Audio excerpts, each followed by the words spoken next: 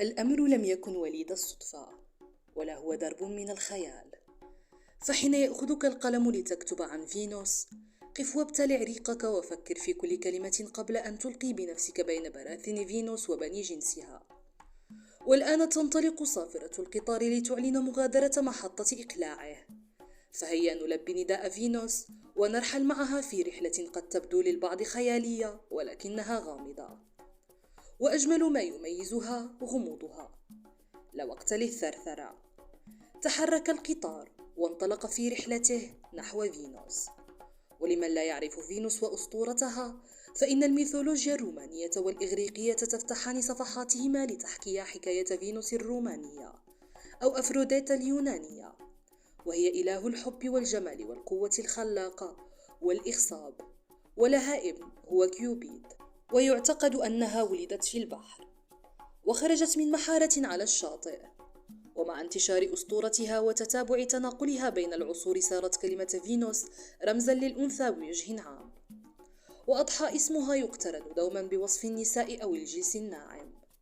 فحين نريد التحدث عنهن قد نلقبهن بفينوس كرمز للحب والجمال، ومنبعهما الأسطورة السابقة لفينوس. ولكن مهلا، وقبل أن ينسكب منا الحديث، أريدك فقط أن تعيرني انتباهك وتحدد عن أية فينوس نتحدث. فهل تقصد تلك التي تستيقظ قبلك لتعد الإفطار، أم الأخرى التي لا تكل ولا تمل من الدعاء لك منذ وضعتك في الدنيا، ومن الممكن قبل أن تكون في أحشائها؟ أم تقصد تلك التي أعطى ظهورها لحياتك لونا آخر، وحولتك من شخص يحمل اسمه فقط لشخص يحمل اسمه بواسطة من لو أحسن تربيتها لأدخلته الجنة؟ فينوس الشرق تختلف يا سيدي، فهي حتى وإن سددنا لها اتهامات ولوما، لا يمنع ذلك تحملها أحيانا أضعاف ما قد يتحمله أمثالي وأمثالك من ذوي الذقون والشوارب. ألا يكفي ألم الولادة لإثبات ذلك؟ بطبعها هي فينوس الشرق لا تتميز بحب النكد، ولكن تتلامس مشاعرها مع الشجن سريعا. ولا أعتقد إنها تقصد دائما إرهاق شريكها ماديا بقدر ما تغلف حياتها بالطموح بالأفضل، حتى في حالات عدم قدرتها على التعبير عن ذلك. تستطيع ببعض الهدوء أن تلحظ ذلك عبر عودتها السريعة لأدراجها وطبيعتها، بعد أن تعطيها وعدا مصحوبا بقبلة رأس أو بدون. الأهم أن تعد أو تشعرها بالوعد، ولو على سبيل إراحتها النفسية وإعطاء الأمل في حياة أفضل. ومن يدري، ربما أعانك الله على ذلك شرط حسن النية.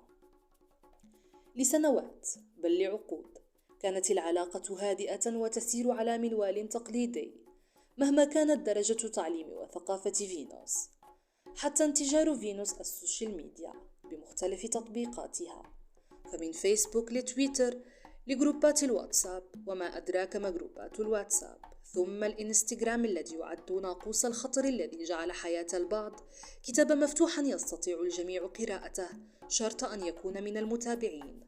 وأضحت مواقع التواصل على يد فينوس وبني جنسها معايير للوجاهة الاجتماعية وتحديد المستوى المالي والاجتماعي للآخرين، بالإضافة لكون البعض يعتبر أن الصورة المحملة بتلك التطبيقات هي مؤشر لسعادة الأسر، لمجرد أنهم استطاعوا للحظة زمنية قد لا تتجاوز دقائقها أصابع اليد الواحدة الابتسام بشكل يظهر سعادتهم، بشكل قد يكون مبالغا فيه أو بغرض توصيل رسالة ما لمتابعيهم أو أحد أفراد العائلة.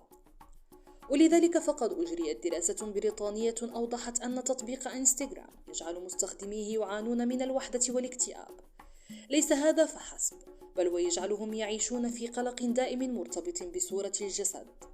وقد تمت بواسطة الجمعية الملكية للصحة العامة في بريطانيا حول تأثير مواقع التواصل الاجتماعي على صحة مستخدميها النفسية والعقلية.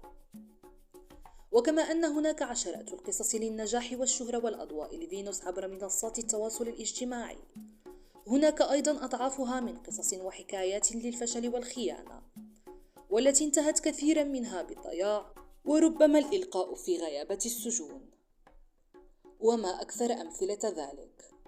ولا أعني بهذا تحيزي لبني جنسي من الذكور، ولكن توجيه الدفة نحو فينوس فقط لأنها أصل ولب المقال. وهكذا جذبت منصات التواصل فينوس فأدمنتها وأدمنها بعضهم، وصار كشف السعادة ولو مصطنع على منصات التواصل عبر صورهن أهم من المرور بلحظة السعادة ذاتها، وأصبح توثيقها الزمني والمكاني أهم من مدى الشعور بالسعادة الحقيقية أثناء حدوث الحدث أو المرور به. ولذا فإن الاعتدال في الاستخدام دون إفراط والاحتفاظ ببعض الخصوصية للحياة ومحاولة الفرحة باللحظة والعودة لجمال الذكريات بدلاً من الاهتمام في تفاصيلها الزمنية والمكانية، وبالتالي عقد المقارنة مع الآخرين.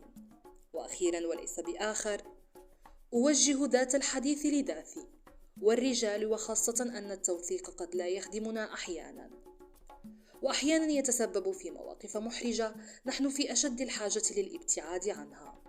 أكاد ألمح نظراتك الخبيثة قارئي من صنف الرجال، ولك مني المثل في الحيطة والحذر، فالحيطة والحذر قبل رفع صورة بالإنستغرام لك مع شلة أصدقائك واجبة ولا داعي للمزيد، فكل لبيب بالإشارة يفهم. وقبل أن أختم تحياتي لفينوس والتي قد عبرت من زوايا الإظلام والغرف الضيقة للمتسع والضوء، ولكن يظل الفرق الجوهري بين فينوس الشرق والغرب في جمال الروح، فرجاء لا تقللي منه فينوس بالإفراط في الاهتمام بمنصات التواصل. دمتم بخير، وكل فينوس بالشرق بل والعالم بأسره بخير، شرط أن تبتسم للحياة أكثر من ابتسامتها في السيلفي. لإعادة قراءة المقال تجدونه على موقع ند، أترك لكم رابطه في صندوق الوصف.